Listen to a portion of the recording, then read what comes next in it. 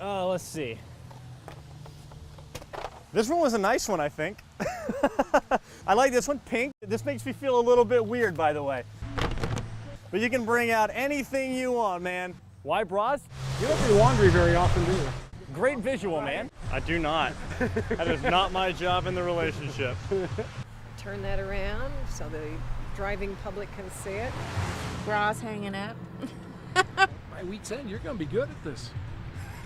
Right. Skill that I will never use at any other time in my life. Strapless, this is good for the gowns that the girls are wearing this year. I know my fiance has bras that you're like, what are we gonna do with all these bras, right? Well, we're gonna bring them out here, we're gonna put them on display a little bit. So that one's just a little bit torn, and this one is very pretty.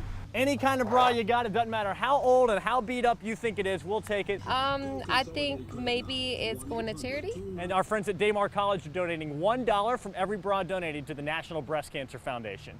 It's definitely a little eye-opening, but I get it. My best friend's mother is a 3-time breast cancer survivor. I brought down 5 brand new bras that don't fit me anymore.